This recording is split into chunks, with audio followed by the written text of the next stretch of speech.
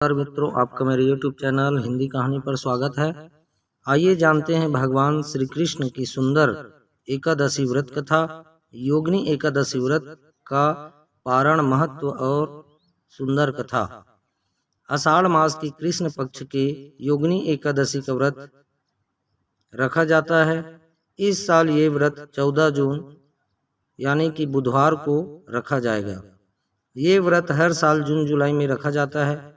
योगिनी एकादशी का व्रत श्री हरि विष्णु के लिए रखा जाता है।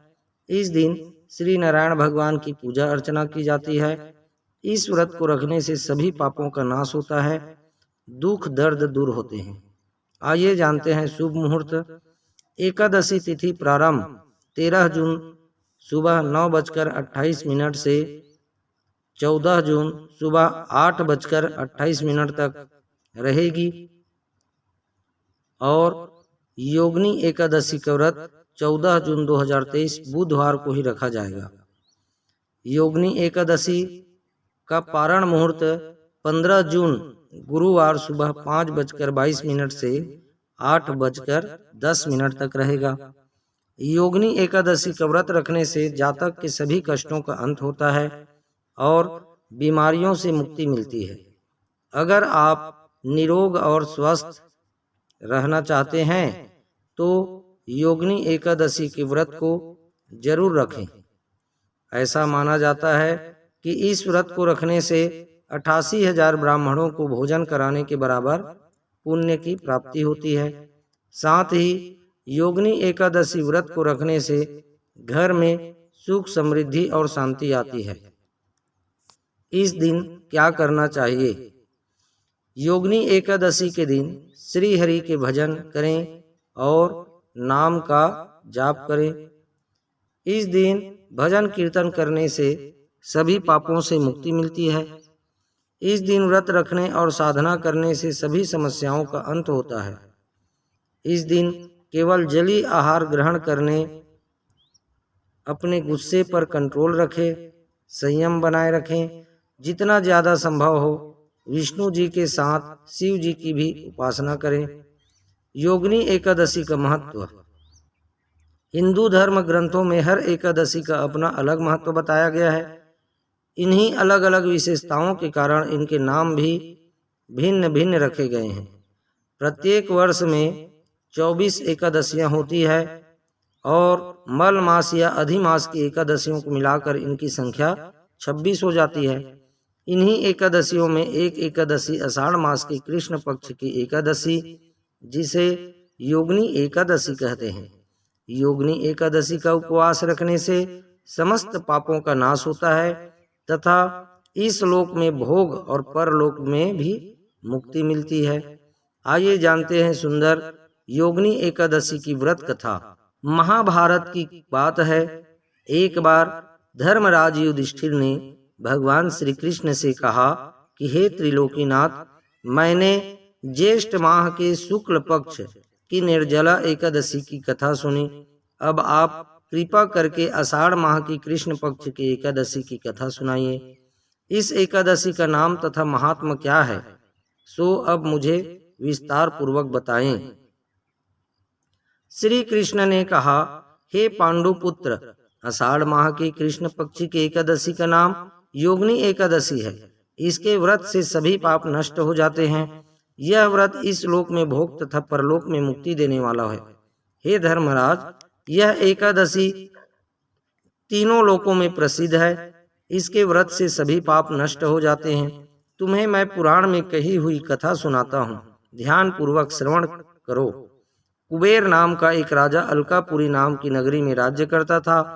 वह शिव भक्त था। उनका हेममाली नामक एक यक्ष सेवक था जो पूजा के लिए फूल लाया करता था। हेममाली विशालाक्षी नाम की अति सुंदर स्त्री थी। एक दिन वह मानसरोवर से पुष्प लेकर आया, किंतु कामासक्त होने के कारण पुष्पों को रखकर अपनी स्त्री के साथ रमण करने लगा।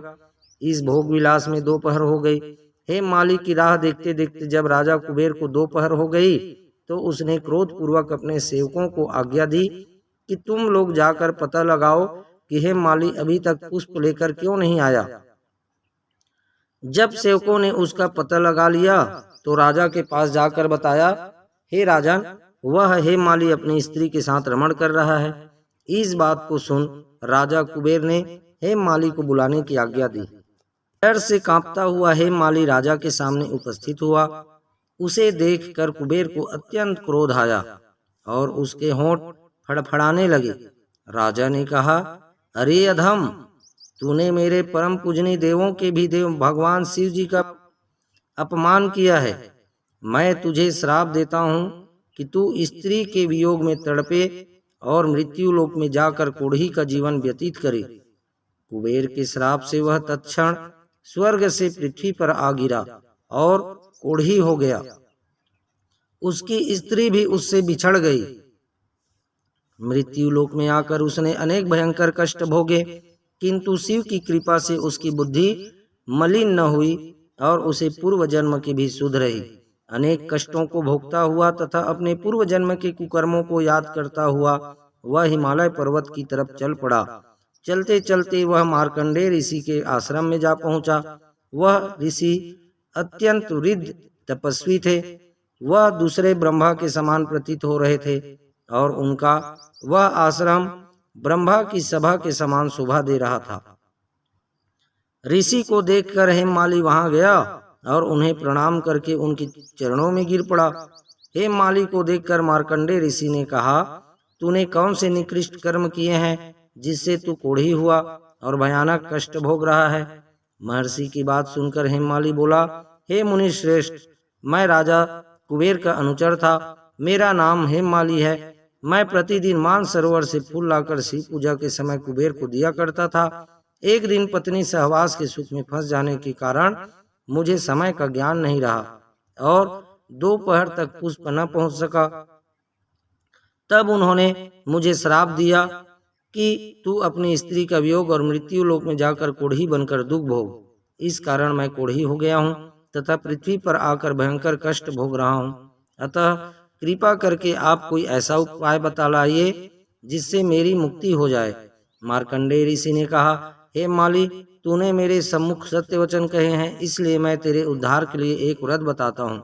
यदि तू आषाढ़ माह के कृष्ण पक्ष की योगिनी एकादशी नामक एकादशी का विधान पूर्वक व्रत करेगा तो तेरे सभी पाप नष्ट हो जाएंगे।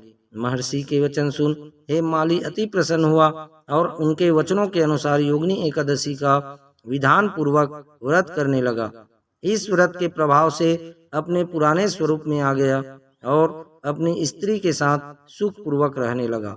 भगवान श्री कृष्ण ने कहा, हे राजन, इस योगिनी एकादशी का कथा का फल 88,000 ब्राह्मणों को भोजन कराने के बराबर है। इसके व्रत से सभी पाप नष्ट हो जाते हैं और अंत में मोक्ष प्राप्त करके प्राणी स्वर्ग का अधिकारी बनता है।